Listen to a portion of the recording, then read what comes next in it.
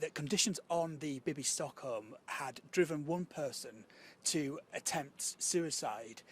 Do you think that the UK is somewhat lacking in compassion when it comes to providing asylum to people who have often gone through treacherous situations at home and in particular treacherous journeys to get to the UK?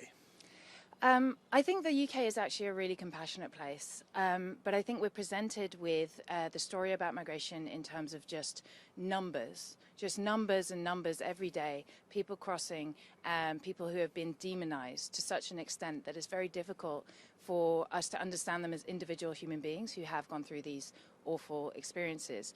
But I think it's really important to recognize that none of what the government is trying to enforce against asylum seekers at the moment can be done without serious levels of violence. You can't lock people up in mass numbers. You can't force people in massive numbers onto a plane to the other side of the world without extreme levels of violence, whether that's violence in terms of the conditions that they're kept in that will drive some people to these kind of desperate acts, or whether that's in terms of the literal violence of forcing people into those situations. And as this goes on, we're just going to see more of that violence come to the fore. And I don't think the British public has that much of an appetite to see that kind of violence play out. I do think we care about human beings, and I do think we care about a fair and humane system. Is there an element where the Conservatives have perhaps misread the public mood on this? Yeah, I think they've pushed it too far. I think that the British public is so much better than our politicians at the moment, so much better. We see it every day, the opinion polls, we can't wait for an opportunity to vote these people out of office. And yet they keep bringing in these extreme, cruel measures and say they're doing it in our name. But I think they've got us totally wrong, and I think the British public actually want a fair asylum system. Obviously, one of the most extreme measures is effectively trafficking asylum seekers to East Africa, which is a plan that would have been almost unimaginable years ago. We had it put to us recently that the Conservatives knew that that could never happen, and they were simply posturing and trying to keep the right of the party at bay. Do the Conservatives have a plan? I think there's a degree to which they're doing a bit of both, right? They're just throwing a lot of cruelty at the wall to see what will stick. So I don't think anybody believed that the plan to send people to Rwanda was going to work on a large scale. I don't think anybody thought that it was going to resolve the issue of migration to the UK and to Europe. That definitely not. Nobody thought that. But they did think that it might give them a good run of headlines, a good narrative to say that they're fighting the courts in order to achieve this. And obviously, it's also about a run into a campaign to leave the international human rights bodies that we are part of, that protect all of our rights and protect people from being forced back to situations of danger.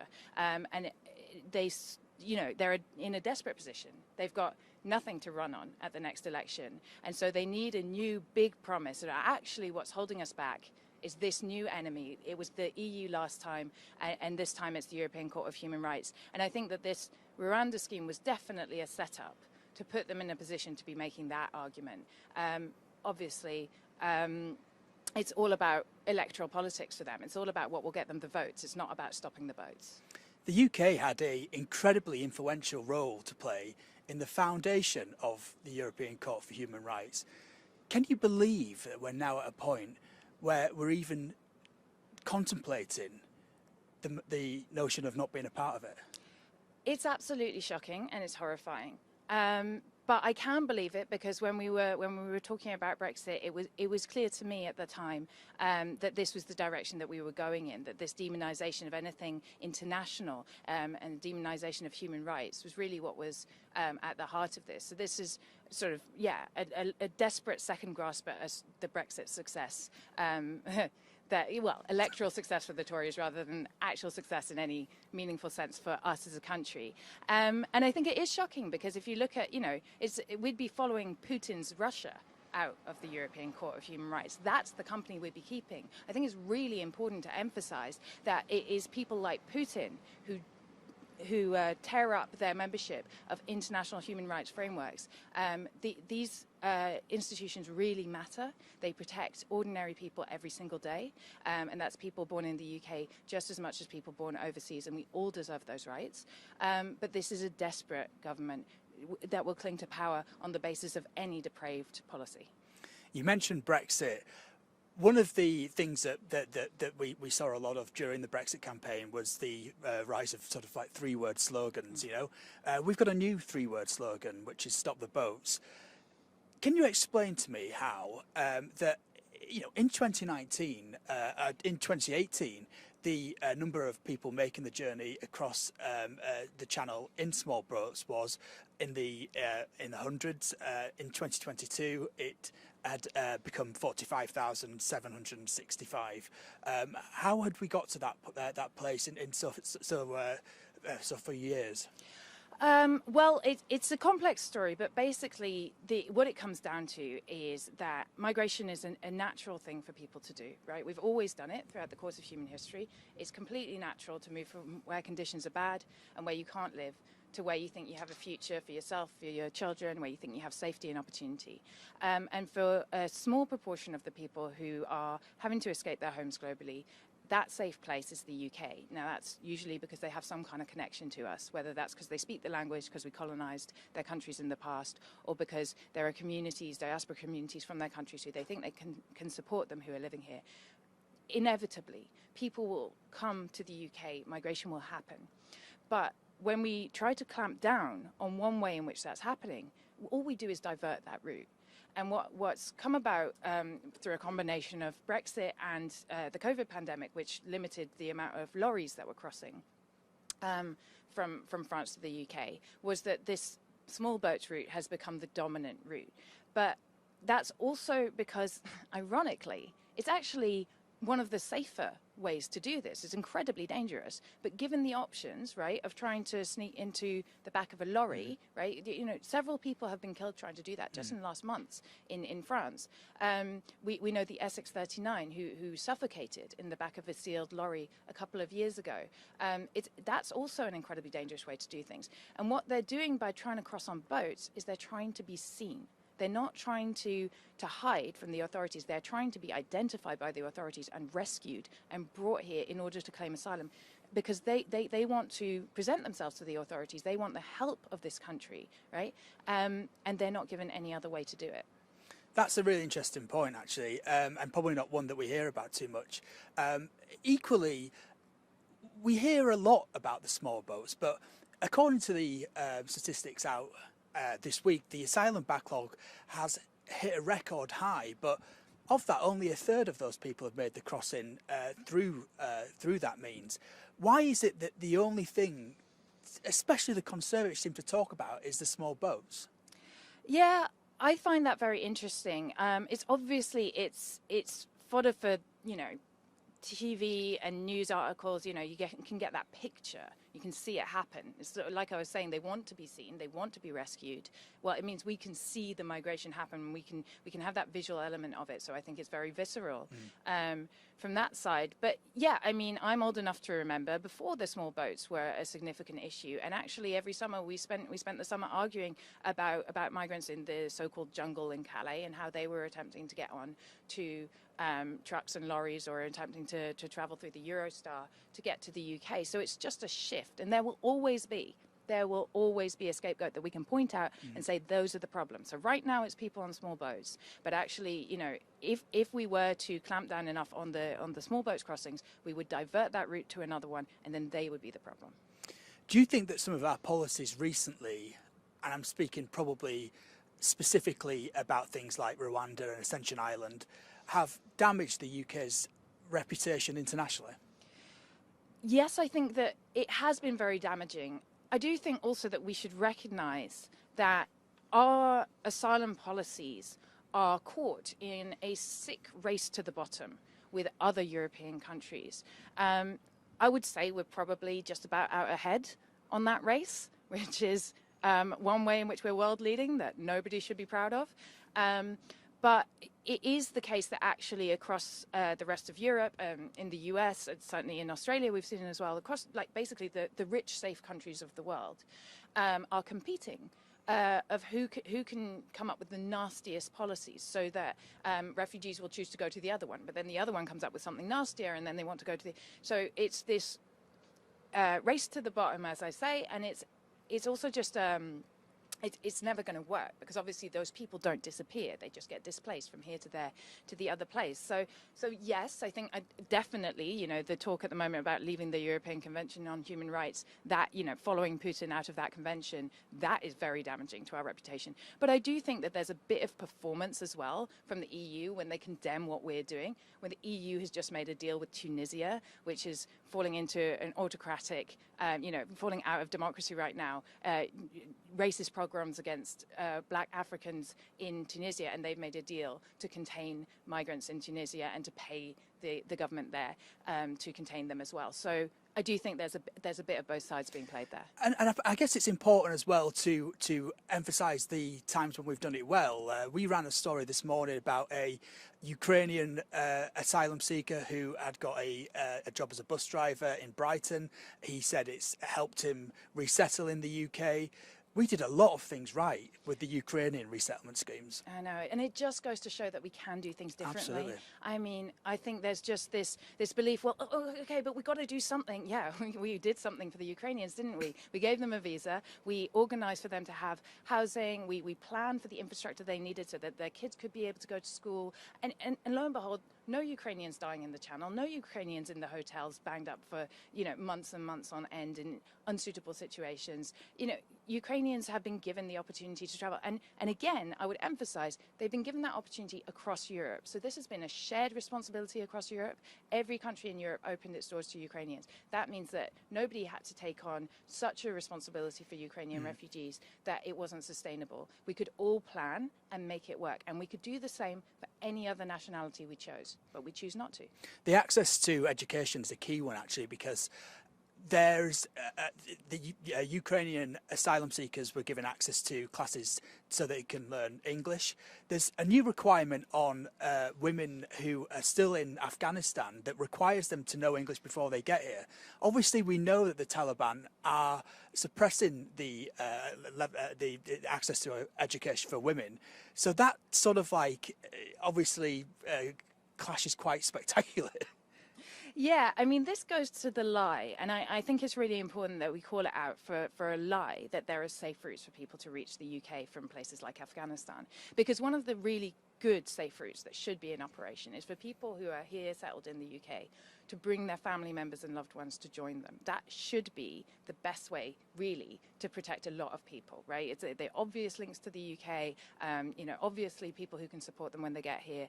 The wives of men who've made that crossing in Afghanistan do not have a meaningful route to protection in the UK, because this so-called safe route is just set up in a way so that the government can blame people for taking unsafe routes. They can say that it exists, but it actually functionally is not available to people, and that makes it functionally a dishonest thing to say that these routes are available. And just because it's a really important point, because it also comes to another thing that comes up all the time, which is that, it's just men, right? Well, it's not just men, actually. It's roughly 2/3 men who make these crossings and roughly 1/3 women and children. But why is it largely men? Why are men more likely to be making these crossings? Well, I mean, think about it. In your family, who would you send? This is an incredibly dangerous route. And what they're hoping for is to be able to arrive in a country that will offer them protection and then bring their wives, their children, their parents, their family members and loved ones through that safe family reunion route. And what the government has done is cut down on access to that family reunion route. That's why it's largely men who are coming here, and we are actually, by denying them their rights, we're denying their family members, the women, the children, their rights too. The Prime Minister himself actually recently said that providing that I'm just going to wait for a minute. The Prime Minister recently himself said that asylum seekers should be looking to come down safe and legal routes. I saw that you had an interesting clash with a former Tory MP, Nick Dubois, who also said that safe and legal routes exist. Has he updated you with what he was referring to there? Oddly enough, I haven't heard any more from him. No. And a lot of people who have responded to that video, because what he said was, oh, there was a select committee. There was a select committee. I asked him to name one of these routes that was truly accessible and available for asylum seekers to come to the UK. And he couldn't name one. But he said there was a select committee and they acknowledged that there are routes. Well, a lot of people have been sending me the select committee appearance where Suella Braverman was asked about what safe routes were available and how she couldn't answer the question either. So I'm not sure what he was referring to. He hasn't come back out and told me about that. I think he just didn't know what he was talking about, to be honest. And that's the problem, because it's not really his lie. It's the government's lie that he's parroting in order to make himself a nice little media career off the back of people who are dying and suffering because of that lie. So let's speak about members of the government. Jonathan Goulis is obviously one of them, who says that why aren't asylum seekers staying in the first safe country that they reach? Now, you did a great job of putting that sort of asylum seeker myth to bed, but it's still one that is constantly parroted. So why aren't people getting it? I think it's just, at this point you don't want to get it. Yeah. Because going back to the Ukrainians, well, the first safe country for Ukrainians, Poland, Moldova, we don't expect everybody to stay there. And why is that?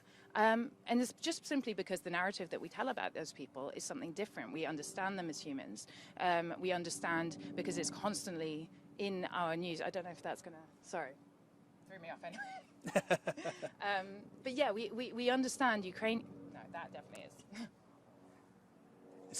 This is the one problem. The rooftops, yeah. But is it affecting it too much? Or we? Wait, Yeah. it's not terrible. Yeah. I think with the mics here, it should be all right. We'll just carry on. Yeah. Great, yeah. Maybe go back to Ukraine, and that's a really good example, actually, how nobody expects Ukraine to be Ukrainians to go to Poland and Moldova. Yeah. So the first safe country for Ukrainians would have been just Poland, Moldova. We don't expect Poland and Moldova to take the full responsibility for protecting all Ukrainians who are forced to flee.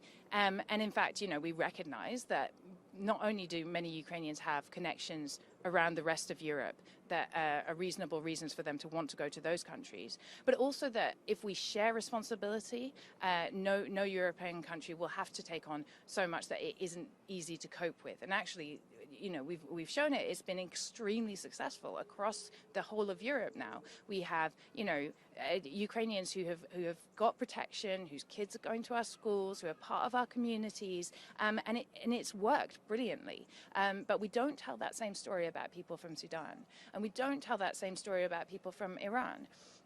And the reality is that, most Iranian refugees in the world are accommodated in Afghanistan, which is ironic. And there is not, it is simply a lie to say that there is some safe way that Iranian refugees escaping from persecution, even if they have connections to this country, can come here through any other means than getting on those boats. And Iranians are the second biggest nationality after Afghans at the moment who are crossing on those boats. Lee Anderson was another politician who recently got caught out in a lie about the expenses pertaining to hotel accommodation. Is there too many politicians right now that are willing to engage in the problem, which is often of their own making, and not willing to engage in any sort of meaningful solution? Yeah, I think it's a Trumpification of our politics to a degree, right? So we've got so many Tory MPs now who have talk shows of their own, and they know perfectly well that there's no value to them in engaging seriously in a grown-up discussion about what the truth of the matter is. They're going to get so much more money, clicks, attention, and possibly votes by just simply lying, and people are willing to be lied to about these issues. So when it comes to the hotels, they say it's costing so much money to keep people in hotels. Half of the people in the hotels come from 5 countries, and that's Afghanistan, Syria, Sudan, Iran, and I can't remember, Eritrea, the last one, right? Those people all have recognition rates of as refugees in the 90%.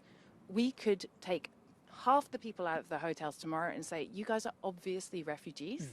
Have the refugee status, will help you start rebuilding your lives, get on out of this system where instead we just trap people. And then we say, oh, look, there's all these people in these hotels. We trap them in hotels. We don't allow them to work. And Lee Anderson knows that as well as you and I do. But he knows that he's got an audience and he's going to get far more political capital by lying about it. We're talking a lot about money in relation, and certainly politicians like him are talking a lot about money. But surely we have seen over the past 3 years how money gets squandered on a far bigger level than anything that we're doing here. Yeah, that's absolutely true. But I also think that it's important to remember that, a functioning, humane asylum system is something that is worth investing in, right? Now, the money is being spent in all the wrong places at the moment. We spend billions on these deals with other countries to patrol beaches and build fences. We spent, what was it, £480 million just a few weeks ago we sent to the French for them to build themselves a detention centre. Great. What has that done for us? That is money that I do think needs to be invested in a system that works, and then it would be worthwhile, right? So if you plan for the infrastructure that we need for our population to grow, with migrants, with just, the natural rate of birth, with the fact that people, our economy is growing, people need services, we shouldn't be shrinking. This is what I want to say. We shouldn't be trying to shrink our population to ever depleted public services because of Tory vandalism over the last 13 years that has left them in no state to support our communities.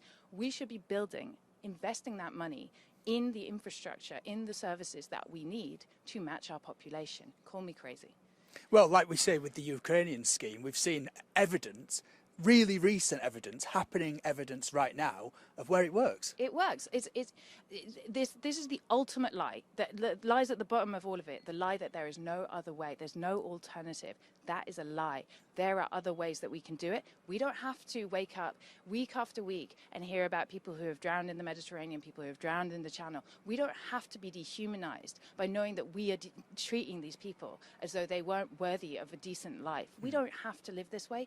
We can go about it totally differently. And I really hope that if we get a different government, that they will go about it, they will recognize that we need a complete 180 on how we've approached this.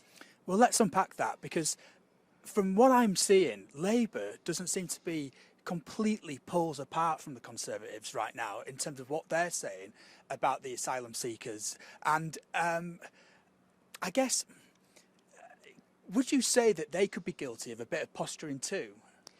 Yeah, I think Labour doesn't quite know where it wants to fall on this. And I would urge them not to make the same mistake as the Tories have done. Because what the Tories have done here is they've backed themselves into a corner, actually. They've demonised asylum seekers so much that now they cannot turn around and say, oh, actually, 50% of the people who are in hotels at the moment, we could just grant refugee status to tomorrow, and that would, we could support them. We could actually change this.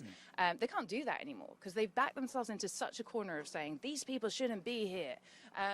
And then, now that they're in this huge mess about what to do about it. So I would urge Labour really to think about that seriously and to approach this with some really clearly articulated principles of humanity about how we're going to do this, how we're going to treat people. And then that gives them so much more space to go after those solutions that we've been talking about, to go after planning for a system that will actually work. So Kier Starmer used to be a human rights barrister in a former life.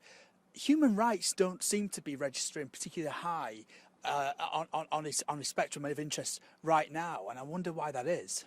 I think it's just cowardice, and it is sad because I can sit around, and I actually do, because I'm quite sad. I sit around and think of ways that you can talk about human rights in a way that isn't going to set off the alarm bells of the people, who've heard too many reactionary lies about that, and frame it in a way that people can understand the benefits that it brings to us all and what we gain from that. I sit around and think about that. That's not even my job. They're the opposition party. Surely they have some big political brains there who can think about framing this. The human rights of migrants actually corresponds to the human rights of all of us. A society that thrives is one where everybody can access the support that they need, one where everybody can get a doctor's appointment. Everybody can afford their weekly shop. That's the kind of society we want to be investing in. Those messages, that framing around these rights issues doesn't seem that difficult to me. So I don't know what those big brains are being used for, to be honest. Yeah, indeed. Let's put the posturing to one side and say Labour gets into power tomorrow and wants to deliver meaningful change on this issue. Where would you suggest that they start? Oh, wow. That's a big, big question. Yeah, okay. So You can have this for free, by the way, Kier. Yeah. All right. Listen up. Here it is. No, I would suggest three points to begin with, right? One is, to be fair, they say that they're going to do this. So you get on top of the fact that there's so many people just waiting for an answer in the system, right, who are bound up in hotels, or they're going to be put on this barge or whatever. You just fast track all the ones who are obviously refugees, right? The ones who come from Sudan, Syria, so on.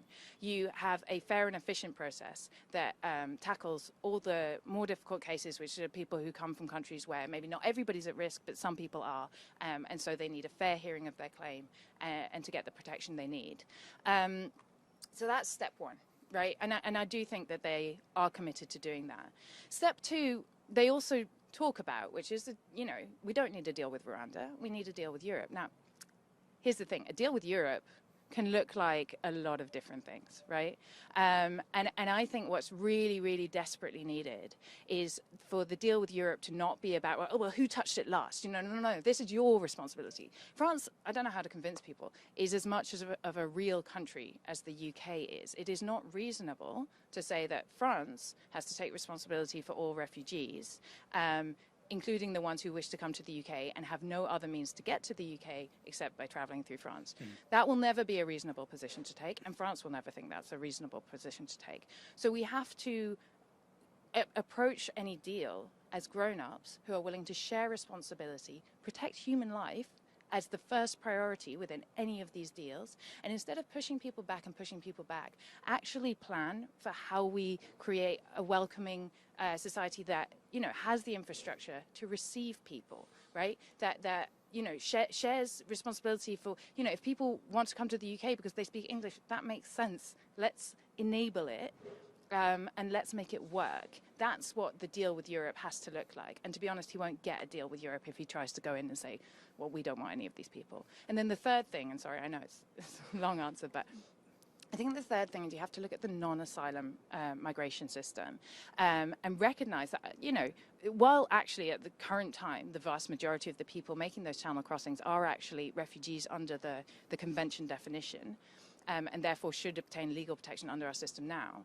A lot of people are genuinely forced to be on the move worldwide who do not fit under the refugee convention terms, right? These are people who are escaping from extreme poverty, who are escaping from climate breakdown, right? Those people don't have the same rights under the law as we currently have it. And what we need is, again, a more realistic system that has much more flexible opportunities for people who are not the wealthy elite of the world, basically, who are commanding high salaries, who have elite qualifications.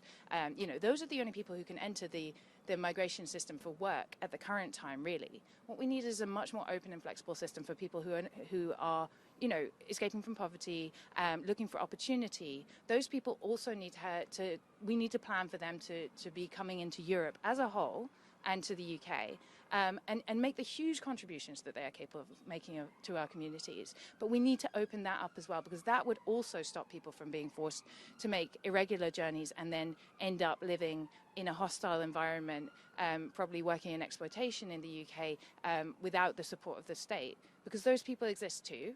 There's no use pretending it's only people who fit the Refugee Convention definition who are making those journeys. But we can't make them disappear either, and we should treat them like humans too.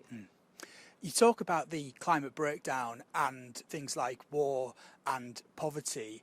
Those are issues that are certainly not going to get any better anytime soon. So it's one of the things that we're perhaps overlooking here, the efforts that we can be making internationally rather than just trying to be the king of our own castle. I definitely agree. I mean, migration is inherently it's an international issue, and the solutions must be international. I genuinely don't believe that the UK can have a truly excellent, humane asylum system if France continues to have a disastrous one, as, by the way, it does, and let alone Greece, Italy, right? So I do think that the solutions to this absolutely have to be international, because again, that just recognizes the fact that different people will want to go to different places. Migration, when it's much more flexible, is often self-regulating. People go to the places where it makes sense, where there's jobs, where there's opportunities, where they have community, and they leave again and go somewhere else when that stops to be being the case. So we need to recognize that at a global scale, and unfortunately, at the current time, as I say, we're caught in this race to the bottom, everybody clamping down, trying to make it harder and harder to come here specifically so that you might go somewhere else. But if everybody's doing it, it just creates misery. Zoe Gardner, thank you so much for joining us. Thank you very much for having me.